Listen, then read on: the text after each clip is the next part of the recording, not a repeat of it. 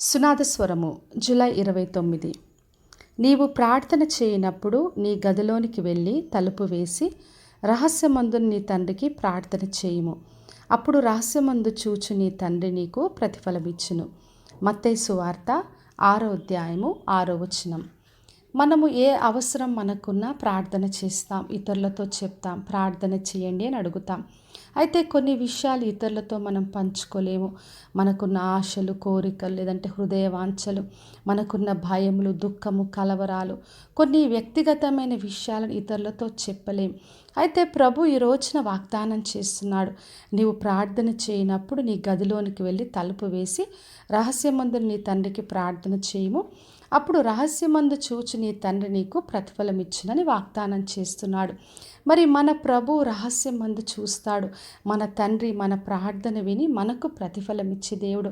అందుకనే మనకున్న అవసరత ఏదైనా కూడా మనుషుల దగ్గరికి వెళ్ళి వాళ్ళకు వినబడాలని వాళ్ళతో వీళ్ళతో చెప్పుకోవడం కాకుండా మన రహస్యమందున్న తండ్రి వైపు చూస్తూ ఆయనకు ప్రార్థన చేసినప్పుడు ఆయన నుండి మనము జవాబు పొందుతాం.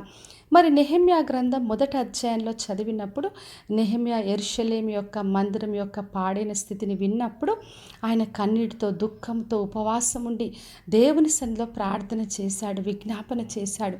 అప్పుడు దేవుడు రాజు ద్వారా ఆయనకు కావలసినవన్నీ కూడా సమకూర్చాడు. తర్వాత నెహెమ్యా వెళ్ళి ఆ మందిరం యొక్క పాడైన గోడలన్నీ బాగు చేశాడు. మరి నెహెమ్యా దేవుని సన్నిధిలో ప్రార్థన చేసినప్పుడు ఆయనకు కావలసినవన్నీ కూడా సమకూర్చబడ్డాయి. అదేవిధంగా మనము కూడా మనకున్న అవసరం ఏదైనా కూడా దేవుని సన్నిధిలో ప్రార్థించినప్పుడు రహస్యమందు చూచిన తండ్రి మనకు తప్పక ప్రతిఫలము దయచేస్తాడు. కాబట్టి నా ప్రియ సహోదరి, సహోదర, ఈ రోజున ఏ అవసరం ఉన్నా కూడా తండ్రి సన్నిధిలో ప్రార్థన చేద్దాం.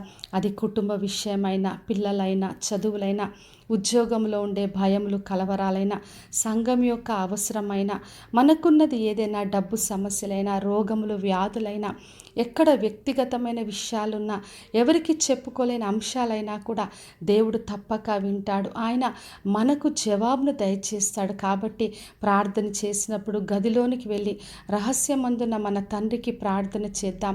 ఆయన రహస్యమందు చూసి విని మనకు తప్పక ప్రతిఫలం దయచేస్తాడు. ప్రార్థన చేసుకుందాం. పరలోకమందున మా తండ్రి, మా దేవ, ఈరోజు ఇచ్చిన వాగ్దానం కొరకే వందనాలు. ప్రతి ఒక్కరిని దీవించి ఆశీర్వదించండి ప్రభువా. ఎవరు మీ కొరకు ప్రార్థన చేస్తూ అడుగుచున్నారు తండ్రి, వారందరికీ కూడా రహస్యమందు చూసి జవాబును దయచేయమని యేసు నామములో అడిగి వేడుకొంచున్నాను తండ్రి, ఆమెన్. ఈ శుభవచనము వినుచున్న ప్రతి ఒక్కరి జీవితంలో నెరవేర్చబడును గాక. నేను మీ ప్రియ సహోదరి మంజులా చరణ్.